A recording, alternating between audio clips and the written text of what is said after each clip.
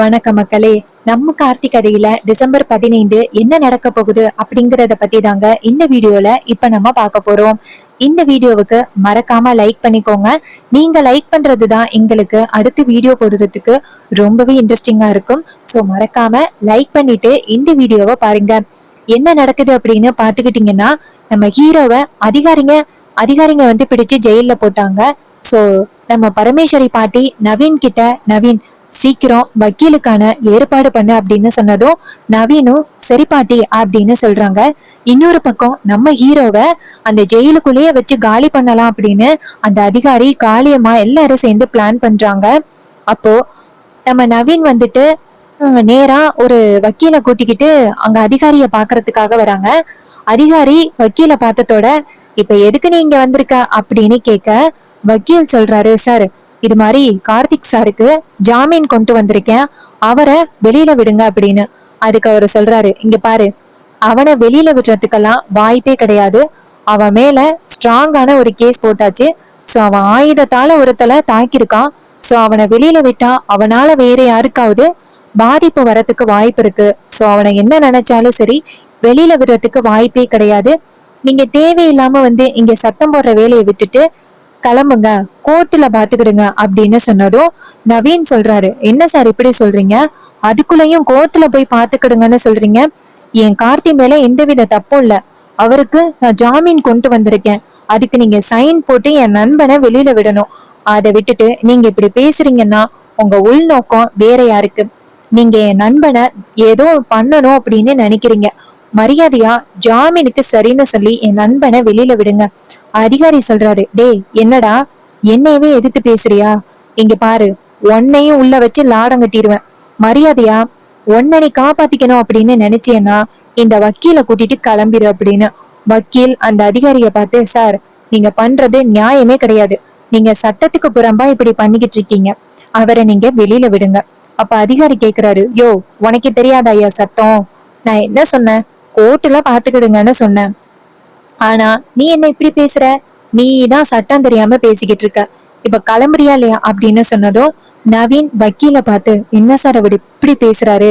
அப்ப இவர் சொல்றாரு, ஆமா சார், நம்ம இனிமே எதுவா இருந்தாலும் அங்க போய் பேசணும் சார், அப்பதான் சார் நமக்கு எதுவும் சாதகமா எதுவும் இருக்கான்னு பாக்கலாம். இப்போதைக்கு நம்ம ஜாமீன் கொண்டு வந்தது வேஸ்ட் சார். இது கேட்டதும் நவீன் சொல்றாரு, யோ என்னையா சொல்ற, உன்னை நம்பி நானே இங்க கூட்டிட்டு வந்தேன், என் நண்பன் உன் மேல நம்பிக்கையோட இருந்தான், நீ வெளியில கூட்டிட்டு வந்துருவ அப்படின்னு என்னையா இப்படி சொல்ற. அதுக்கு அவர் சொல்றாரு, சார் சார் இவங்க எல்லாருமே சேர்ந்து ஏதோ பிளான் பண்ற மாதிரி தெரியுது சார், எப்படியும் கார்த்திக் சார அவனுங்க வெளியில விட மாட்டானுங்க, வேற ஏதோ பிளான் பண்ணிட்டானுங்க சார். நீங்க தான் சார் ஏதாவது பிளான் பண்ணி அவரை எப்படியாவது காப்பாத்துறதுக்கு ட்ரை பண்ணணும். இது கேட்டதும் நம்ம நவீன் ரொம்பவே ஷாக் ஆகுறாரு, என்னையா இப்படி சொல்ற அப்படின்னு. நேரா அந்த அதிகாரி கிட்ட, சார் நான் என் நண்பன் கிட்ட மட்டும் கொஞ்சம் பேசிக்கிறேனே. அப்ப அவரு நினைக்கிறாரு, சரி சரி கடைசியா பேசிக்கிட்டுமே அப்படின்னு நினைச்சு, சரி சரி போய் பேசு அப்படின்னு சொன்னதும் அவரு நேரா ஹீரோ கிட்ட போயிட்டு, நண்பா என்ன நண்பா இப்படி ஆகிருச்சு, உன்னை எப்படியாவது வெளியில கொண்டு வந்துடலாம் அப்படின்னு நினைச்சேன், இவர் என்னன்னா இப்படி சொல்றாரு. அதுக்கு ஹீரோ சொல்றாரு, நண்பா இவங்க எல்லாரும் சேர்ந்து என்னமோ பிளான் பண்ணிட்டாங்க, சோ அதான் வந்துட்டு என்ன வெளியில விட மாட்டேங்கிறாங்க. இத கேட்டதும் நவீன் சொல்றாரு, இங்க பாரு, நீ கவலைப்படாத, உன்னைய வெளியில கொண்டு வர வேண்டியது என் பொறுப்பு. நான் பாட்டி கிட்ட போய் சொல்லி விஷயத்த நான் எப்படியாவது உன்னை வெளியில கொண்டு வரதுக்கு ட்ரை பண்றேன். அப்ப ஹீரோ சொல்றாரு, சரி நண்பா அப்படின்னு சொன்னதும் நவீன் வந்துட்டு நேரா வக்கீல கூட்டிக்கிட்டு வீட்டுக்கு கிளம்புறாரு.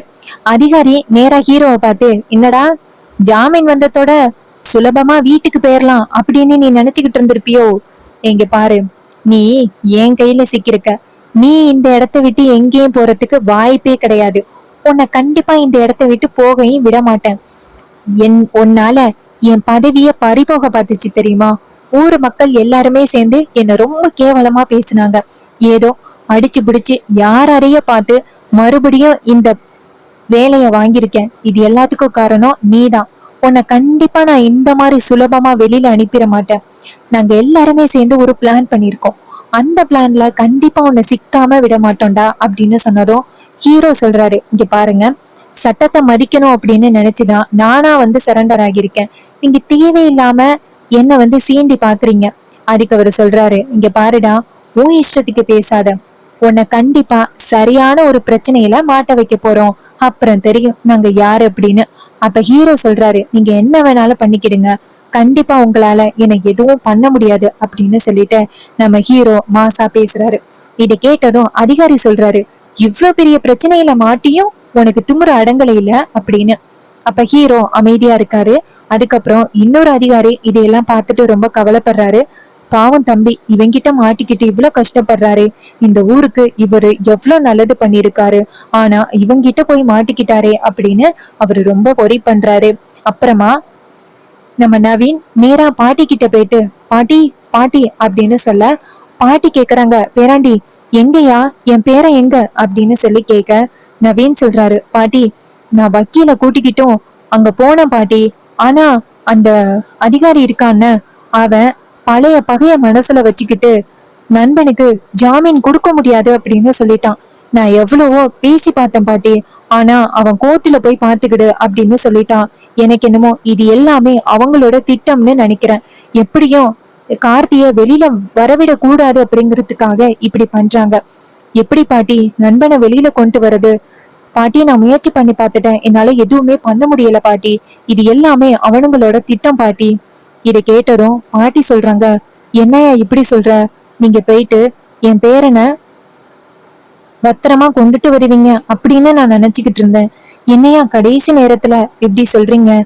அதுக்கு அவரு சொல்றாரு, ஆமா பாட்டி, நாங்க எப்படியாவது போயிட்டு அவனை கூட்டிட்டு வந்துடலாம் அப்படின்னு தான் நினைச்சோம், ஆனா இடையில இவங்க எல்லாரும் சேர்ந்து இப்படி ஒரு பிளான் பண்ணிருப்பாங்க அப்படின்னு எனக்கு தெரியல பாட்டி. பாட்டி எப்படியாவது கார்த்திய வெளியில கூட்டிட்டு வரணும், இவங்க எல்லாரும் சேர்ந்து ஏதோ ஒரு பிளான் பண்ணிக்கிட்டு இருக்காங்க பாட்டி. இத கேட்டதும் பாட்டி சொல்றாங்க, சரியா, நான் இப்பவே ஊரு மக்களை கூட்டிக்கிட்டு அங்க போறேன், அங்க போயிட்டு என் பேரனை கூட்டிட்டு வரேன். அப்ப நவீன் சொல்றாரு, சூப்பர் பாட்டி, கண்டிப்பா இதுக்கு அவங்க எல்லாரும் பதில் சொல்லிதான் ஆகணும். பாட்டி சொல்றாங்க, சரியா, நான் இப்பவே போறேன் அப்படின்னு சொல்லிட்டு பாட்டி நேரா வந்துட்டு ஊரு தலைவரை பாக்குறதுக்கு கிளம்புறாங்க. அப்போ துர்கா சொல்றாங்க, பாட்டி நானும் வரேன். பாட்டி சொல்றாங்க, இல்லம்மா அந்த மாதிரி இடத்துக்கு நீ வரவேனா, நான் போறேன் அப்படின்னு சொன்னதும் துர்காவும் சரிங்க பாட்டி அப்படின்னு சொல்றாங்க. அப்புறம் பாட்டியும் நவீனும் சேர்ந்து ஊர் தலைவர்களை பாக்குறதுக்கு போறாங்க. பாட்டி நேரா ஊர் தலைவர்களை பார்த்து வணக்கம் ஐயா அப்படின்னு சொல்ல, ஊர் தலைவர் கேக்குறாரு, சொல்லுங்கம்மா, நீங்க வீடு தேடி வந்திருக்கீங்க அப்படின்னா கண்டிப்பா இதுக்கு பின்னாடி ஏதோ ஒரு காரணம் இருக்கும், சொல்லுங்கம்மா. அப்ப பாட்டி சொல்றாங்க, இங்க பாருங்க, என் பேரன் இப்ப ரொம்ப பெரிய பெரிய பிரச்சனையில மாட்டிக்கிட்டு இருக்கான், அவனை நீங்க தாயா காப்பாத்தணும். அப்ப அவர் கேக்குறாரு, என்னம்மா சொல்றீங்க அப்படின்னு.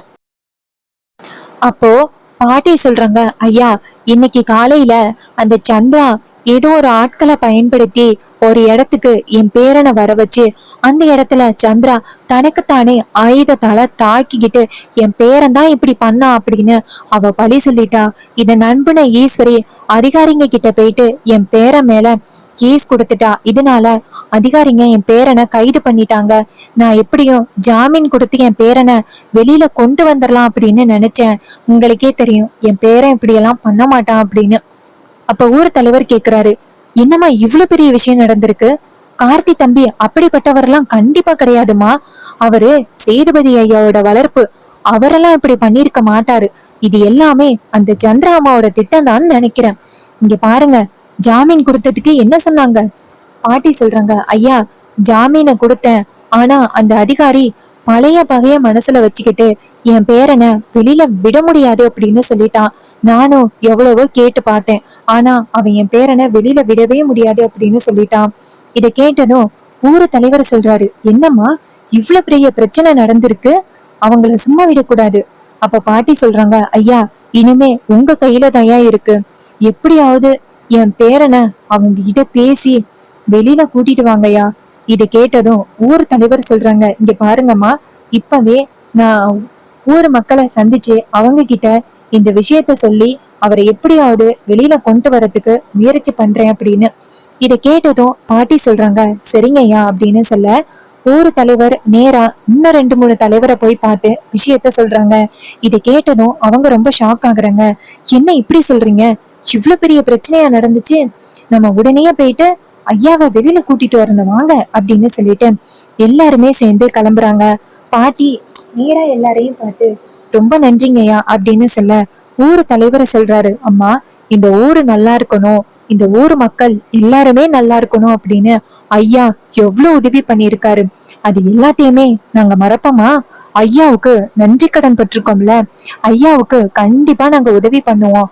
நீங்க வாங்கம்மா, என்ன நடந்தாலும் சரி ஐயாவை இன்னைக்கு வெளியில கூட்டிட்டு வராம நாங்க யாரும் வீட்டை விட்டு போக மாட்டோம் அப்படின்னு சொல்லிட்டு எல்லாருமே சேர்ந்து நேரா அந்த அதிகாரிய பாக்குறதுக்காக கிளம்புறாங்க.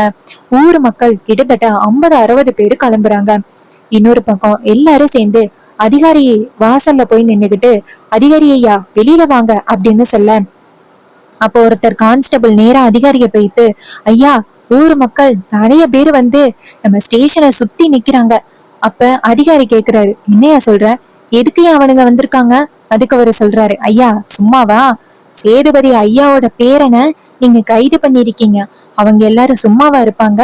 சேதுபதி ஐயாவோட குடும்பம் இந்த ஊருக்கு நிறைய நல்லது பண்ணிருக்கு, அவங்களுக்கு ஒரு பிரச்சனைனா இந்த ஊர் மக்கள் வராம வேற யாரு வருவாங்க? இதை கேட்டதும் அவரு ரொம்ப ஷாக் ஆகுறாரு. என்னையா இப்படி சொல்ற அப்படின்னு சொல்லிட்டு வெளியில வராங்க. வெளியில வந்துட்டு ஊர் மக்களை பார்த்து, இங்க பாருங்க எதுக்காக நீங்க எல்லாரும் வந்திருக்கீங்க? அவங்க சொல்றாங்க, இங்க பாருங்கய்யா, நீங்க சேதுபதி ஐயாவோட பேரனை புடிச்சு கொண்டாந்து வச்சிருக்கீங்க, அவர் மேல எந்த தப்புமே இல்ல, அவரு தான் பண்ணிருக்காரு அப்படிங்கறதுக்கு ஸ்ட்ராங்கான ஆதாரமும் இல்ல, ஜாமீன் கொண்டு வந்த ஆளையும் நீங்க அனுப்பி விட்டுட்டீங்க, நீங்க பண்றது ரொம்ப தப்பு, எங்க ஐயாவை வெளியில விடுங்க, அத சொல்றதுக்காக தான் நாங்க இங்க வந்திருக்கோம். அதுக்கு அதிகாரி சொல்றாரு, இங்க பாருங்க, உங்களுக்கு இந்த சட்டம் பத்தியெல்லாம் எதுவுமே தெரியாதா? அவன் பண்ணது ரொம்ப பெரிய தப்பு, ஒருத்தரை ஆயுதத்தால தாக்கியிருக்கான், அவனுக்கு கிடைக்க வேண்டிய தண்டனை கிடைச்சுதான் ஆகும், நீங்க தெரியாம இப்படி எல்லாம் வந்து பேசிக்கிட்டு இருக்காதீங்க.